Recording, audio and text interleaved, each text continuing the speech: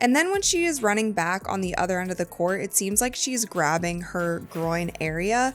Now it also seems like she's grabbing her right groin area and it was either the pain of it, it was either like, here we go again, it was frustration. I'm not sure exactly. We probably won't get many details about the injury, but it was honestly just so as you guys can see here, she is dribbling down, she plants her foot, she passes the ball to Kelsey Mitchell on the back door. Medical experts just issued a shocking warning about Caitlyn Clark's injury, and it's worse than anyone thought. Is this the misstep that could derail her rookie season? And what isn't the Indiana Fever telling us? Stick around as we reveal the disturbing details and the league-wide implications. Before we move on, I'd like to ask you a small favor. If you appreciate this content, please take a second to like this video and subscribe to the channel. Over 98% of you watch the videos without subscribing. It costs you nothing, but it makes a huge difference to us. So, did you click the subscribe button? Great! Thank you so much. Now, back to the video. Imagine this. Caitlyn Clark, one of the most electrifying young talents to hit the WNBA in years, now sitting on the sidelines due to a groin injury. But this isn't some routine setback. It could be a career-altering moment if it's not handled right. Something happens, and it's honestly never good. It's never good, and of course the biggest story of the night, the video of her basically crying on the court to be circulated around, but she walks down to the end of the court. You can tell that she's in pain. You can tell that there's something wrong. Is the story that Caitlyn Clark seems to have re-injured her groin. So I'm just going to show you guys the clip. And it was either the pain of it, it was either like, here we go again, it was frustration. I'm not sure exactly. We probably won't get many details about the injury, but it was honestly just so. To really understand how this all spiraled, you have to look back at how it started.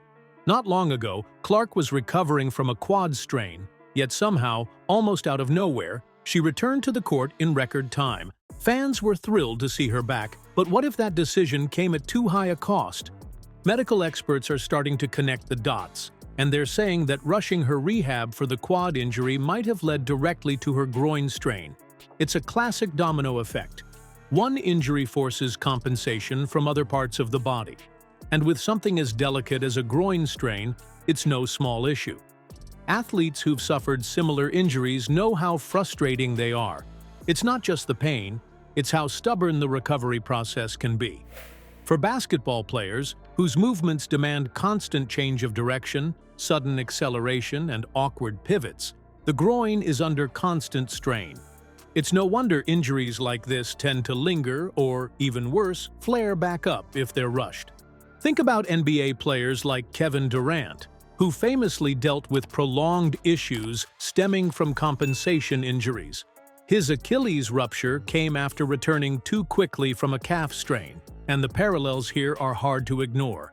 Doctors who specialize in sports medicine point out that the relationship between the quadriceps and the groin is especially tricky because when one is weak, the other almost always bears the brunt of the load. Without proper rehab, that imbalance can lead to chronic instability, setting the stage for more serious concerns down the road. Now, people are asking if the Indiana Fever's medical staff might have gambled with Clark's health for short-term success. Experts are clear. Caitlyn doesn't just need rest, she needs a slow, carefully managed recovery plan tailored to her specific needs. And this raises a bigger question. Could the league itself be contributing to the risk? What if the biggest problem isn't Caitlyn Clark's injury, but how the WNBA is allowing it to happen in the first place? And then when she is running back on the other end of the court, it seems like she's grabbing her groin area. Now it also seems like she's grabbing her right groin area, and she handles the pressure. She handles all of the media spotlight, the attention. She goes to the, what's it called, like stanchion or whatever, that holds up the basketball hoop on the other end. She hits her head on it. Caitlyn Clark is somebody, she hides it really well, and I don't know if hiding it or she handles it is probably the right thing to say. Let's break this down. Clark hasn't just been unlucky on the court, she's been targeted. The knee to the groin incident wasn't some clumsy accident. According to multiple sources, it was a blatant and deliberate move, one so blatant it's been described as a felony and an assault. That play wasn't just reckless, it was calculated, yet no foul was called. Clark took the hit, and the game went on as if nothing happened. How does that make sense for a league that depends on its stars? And this wasn't an isolated event. In recent games, Clark has been dealing with increasingly aggressive defense, pushing the limits of physicality. Even routine plays are turning into dangerous encounters, and the officials seem hesitant to intervene. You start to wonder, is this about fairness? Or are refs holding back because they don't want to appear like they're giving special treatment to a rookie star? Either way, the message it sends is clear. They're leaving players like Clark unprotected. But it was honestly just so heartbreaking to see because in that moment, she just looked so defeated. And so as you guys can see here, she is dribbling down, she plants her foot, she passes the ball to Kelsey Mitchell on the back door. Groin injury was supposedly on the left side, but this was honestly, I'm not going to share this whole clip because I don't know how much she wants to. For a league aiming to grow its audience and showcase its talent, is this really the story they want fans tuning in to watch?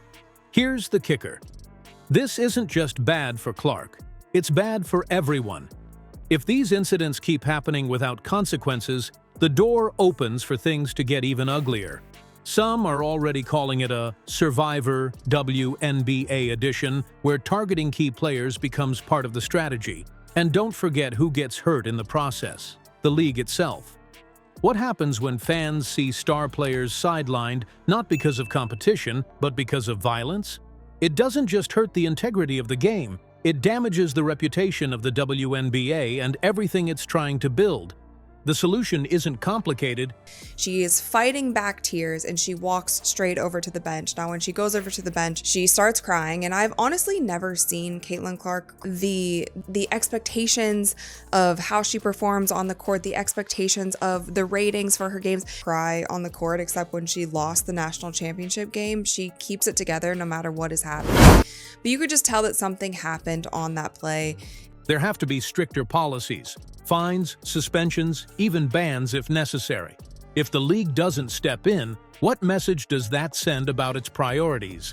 And more importantly, what does it mean for players like Caitlyn Clark? Caitlyn Clark's injury isn't just about her, it's about what the WNBA stands for moving forward. Right now, Clark isn't just a rookie. She's the billboard, the ratings engine, the sold-out tickets, and the jerseys flying off shelves. Letting her career hang in the balance sends a message. Either the league protects its stars, or it lets unchecked aggression chip away at its brightest moments.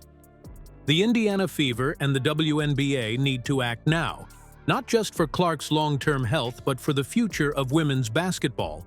Because if players like her aren't safe, what happens to the game itself?